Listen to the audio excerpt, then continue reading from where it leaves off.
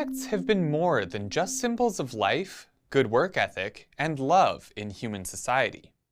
In fact, art, in its various forms, has seen a swarm of insect influence.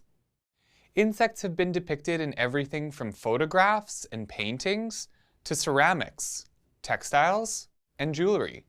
Depictions of insects occur in many early societies, from bees in 8,000-year-old cave art to 4,000-year-old Egyptian amulets, and they remain common in modern art today. Artwork and artifacts from many historical cultures contain depictions of insects that were symbols of cultural myths. This is because artwork often serves as a means of recording different aspects of cultures for future generations. This artwork can take many forms, such as cave paintings, amulets, thrones, tomb art, and jewelry. Many drawings and paintings of insects have been created by inquisitive individuals who study insect anatomy, including many works by the famous Ernst Haeckel. His depictions of animal anatomy have long been revered for their beauty and accuracy. Insects including butterflies, beetles, grasshoppers, wasps, and flies, along with other arthropods like spiders, were prominent among Dutch still life paintings in the 17th century, the so-called Dutch Golden Age. The insects depicted in these intricately detailed paintings were often symbols of impermanence, perched on beautifully rendered flowers which represented wealth and luxury. The symbolism of insects in art is exemplified in the painting Allegory on Life and Death, which features many insects and other arthropods. These various arthropods and the different life stages portrayed provide the titular allegory on life and death. Insects were also prominently depicted symbolically and as elements of nature in Japanese and Chinese art. Although many insects were depicted, wasps, mantises, cicadas, and orthopterans were particularly common. There was a rich tradition of depicting insects in Japanese and Chinese art, and several beautiful works that feature insects prominently have been created. One such example is a Japanese book of nature-printed butterflies, which is housed here at the Bruce Peale Special Collections Library at the University of Alberta. In this process, talented Japanese artists transfer impressions of butterfly wings to paper, which are then painted in or transfer the wings themselves to be integrated into the art. A contemporary Chinese-American artist, Tyrus Wong, is best known for producing the artwork for the Disney movie Bambi. He was also a talented kite maker and drew inspiration from arthropods to create elaborate kites that imitate things like centipedes and swallowtail butterflies with remarkable movement. Aside from depictions of insects in various visual art media, the bodies of insects themselves can be used to produce art. For example, the Jivaroan people of the eastern lowlands of Ecuador make headdresses and necklaces out of the metallic green bodies of shining leaf chafer beetles from the genus Chrysophora. The large ornamental horns of rhinoceros beetles have also been fashioned into necklaces throughout Brazil, Venezuela, and Colombia. Beetle elytra, such as those of some buprestid species, have become popular elements in jewelry for their colorful iridescence. Other designers use elytra as inspiration to shape and color metal plates, which may be necessary to reduce the harvest of some species which are now in decline. Some indigenous peoples in the United States and Mexico have used structures created by insects in a unique way. The cocoons of certain species of giant silk moths are collected, filled with materials such as small stones and seeds, and sewn together on fabric or cord to create ankle rattles. These rattles were an important component of the traditional dress worn for ceremonial performances. In some instances, live insects can even be turned into art. Tethered live beetles as living, moving jewelry are a fad for tourists visiting Mexico. In other cases, live insects are used to produce art or jewelry themselves. For instance, caddisflies have been put to work creating decorated cases to be used in jewelry. The insects are given semi-precious stones and other attractive materials to construct their cases, which are then collected and worn on necklaces or earrings. Art may even help as a form of entomological outreach. Insects that normally cause fright or disgust in people cause fascination or admiration as part of artwork. In this way, artists may aid in reshaping the views that people hold on insects and other arthropods. To get another perspective about the influence of insects in art, we spoke with Joan Greer, a professor of art, design, and visual culture at the University of Alberta.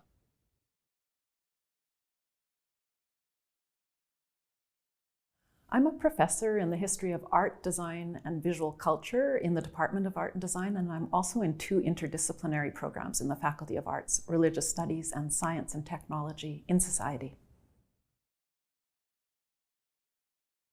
We're in Rutherford Library in the Bruce Peel collection, and we're very fortunate to have a wonderful collection of entomological books. And that collection is called the Dr. Ronald B. Madge Entomology Collection. And we'll be looking at some of the artworks in these publications as we talk today.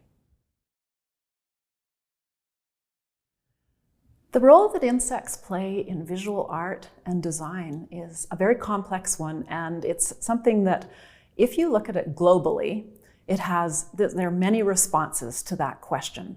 So if we think of what role insects have played in Japan, for example, it's quite different than in North America or in Europe. So there's a great complexity there. Are shown in so many different ways. Sometimes they're shown individually, and this is often the case. Sometimes they're shown in their own habitat, trying to understand something about the world in which they live. And sometimes they're shown with other insects or other creatures, and these can include often things like spiders, so arachnids would certainly be part of that. Crustaceans I often see them together with lizards and snakes as well. Willem Roelofs, who was a Dutch artist who's known for having developed, to a large extent, the Hague School of Landscape Painting. So he's a very important landscape artist. And his landscapes show a really minute interest in the natural scene. He's able to capture it in a way that people since in the 19th century and since have found very, very profound and very astute in terms of understanding the environment. What's so interesting about Roelofs to me in this respect, in the respect of insects and art that we're talking about today, is that Roelofs, and it's not always known these days, was also, in the 19th century, a renowned entomologist. Vincent van Gogh is another artist who I deal with in my research a great deal. I will refer to him as Vincent van Gogh, or Van Gogh, because that's the correct Dutch pronunciation, but he himself was fine with Van Gogh. One of the things that he did when he was even just a boy was he took part in collecting practices as an amateur natural historian. So he'd go out and he would go into the fields in the setting of Holland, known as Brabant, the province of Brabant, and he would collect beetles and nests and eggs, and he would come back, and with his beetles, he'd put them in little collecting boxes, which he'd then label with Latin labels. So he was very interested in a scientific approach, and this is a painting that I've looked at in depth to understand Van Gogh's interest in nature and in an ecological envisioning of the natural world around him. This moth that we see here is a moth that he both drew and then he painted. And He saw this, if you look at it closely, you'll see that there's a little skull formation here. He identified this himself as the death's head hawk moth. In fact, later it was re-identified as the large or the giant peacock moth. This work, with its thick impastos, that is, its thick buildups of paint, is a kind of an immersive view of this moth that's put right into its habitat.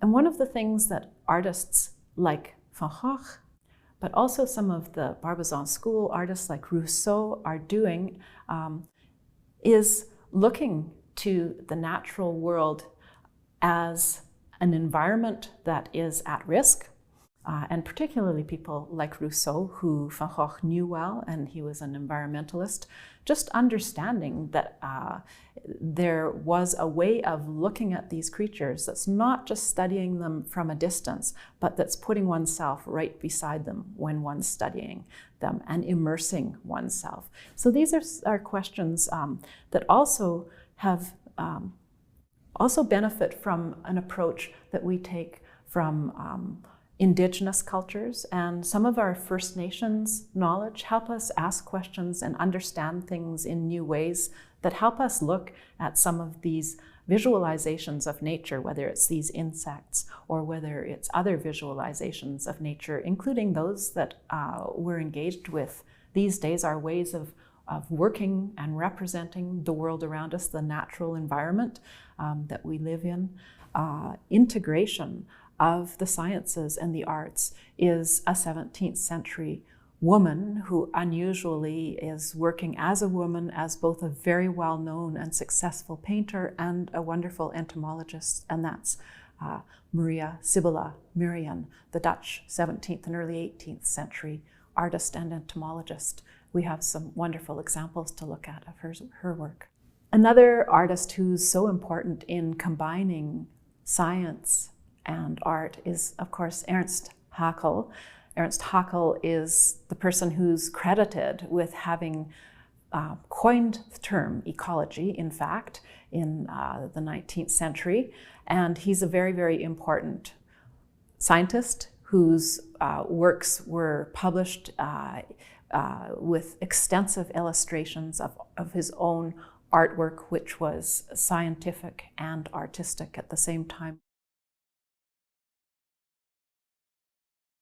I go first to the dragonfly because dragonflies are so beautiful and they have a lot of symbolism in different cultures, which is very, very interesting, but they're just lovely, and I like the fact that they eat mosquitoes. Insects are also prevalent in different types of literature. Insects are portrayed as allegories or metaphors and as prominent characters within stories. The literary use of arthropods is often tied to symbolism. For instance, J.R.R. Tolkien is recognized for his use of giant spiders to personify evil or darkness. Giant spiders make an appearance in J.K. Rowling's Harry Potter books as well. Aragog, a spider the size of a small elephant, lived in the Forbidden Forest along with his giant spider children who had a taste for human flesh. In some cases, prominent arthropod characters can portray heroes, such as the well-known spider Charlotte from the book Charlotte's Web, and the anthropomorphic cast of creepy crawlies depicted in Roald Dahl's James and the Giant Peach. Arthropods have played a significant role throughout classic and modern literature.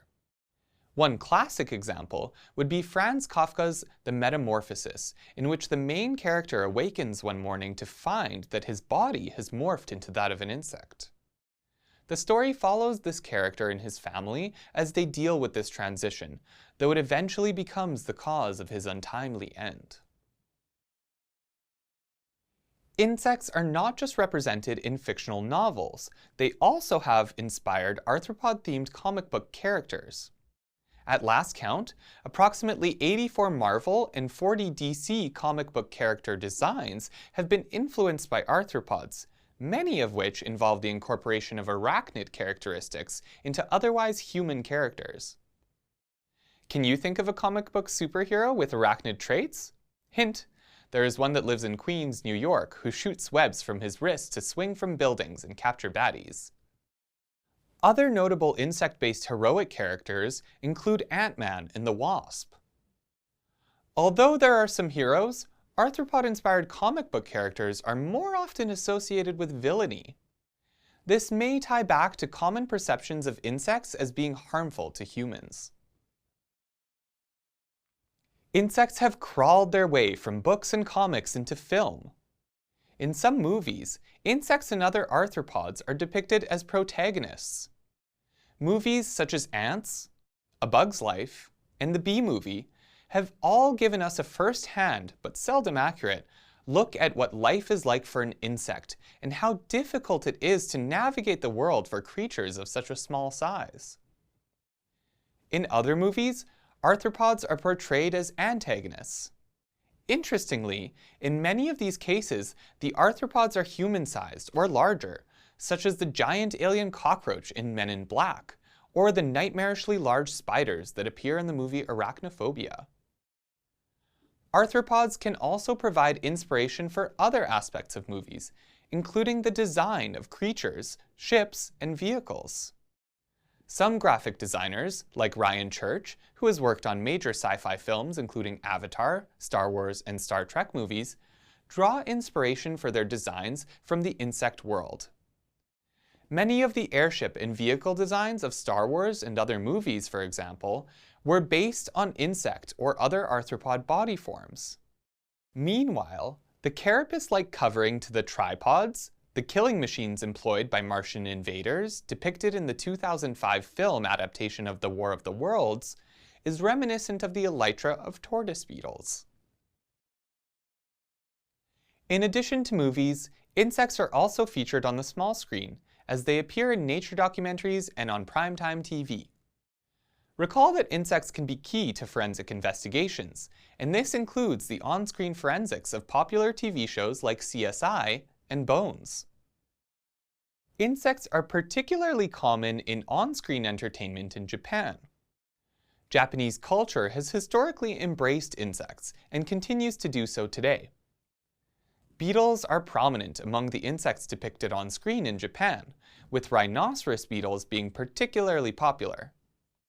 Rhinoceros beetles inspire many forms of media, from monsters in video games to vehicular forms and characters in movies and TV series, and of course, the collectibles and models that accompany them.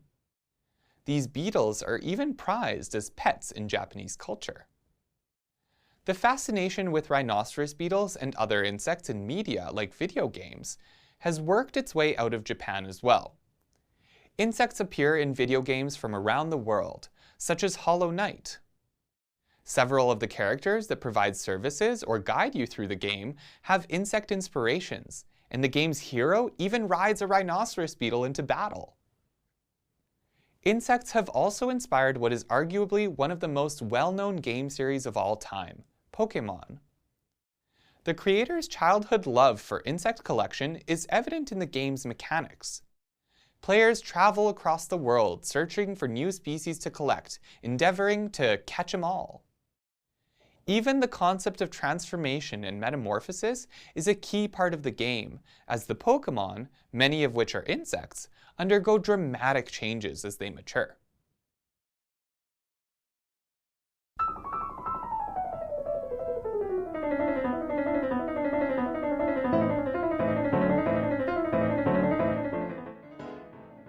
Insects are also inspiration for musical compositions, as they appear in song titles and lyrics, as well as in the music of the compositions. A classical example is Flight of the Bumblebee by Nikolai Rimsky-Korsakov, composed in 1899. The piece was intended to mimic the seemingly erratic flight pattern of the bumblebee in a musical context. Insects have inspired modern song and album names as well, such as AC/DC's album, Fly on the Wall, named for an expression that refers to the idea of observing and listening to a conversation without being noticed, like a fly on a wall. Interestingly, Fly on the Wall has even become a style of documentary movie making, where events are filmed candidly as a fly on the wall may see them.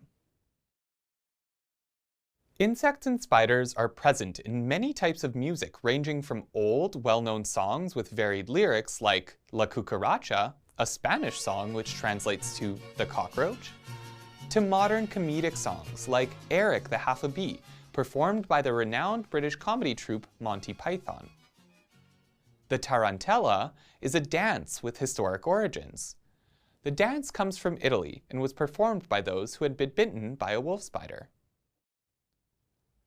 Artists in a wide array of genres incorporate insects as symbols in song titles, from Bullet with Butterfly Wings by the Smashing Pumpkins to Bob Dylan's Day of the Locust. Other songs take an insect's perspective or focus on the insect itself, like John Acorn's songs Waterbug and Dragonfly, or Cosmo Sheldrake's song The Fly.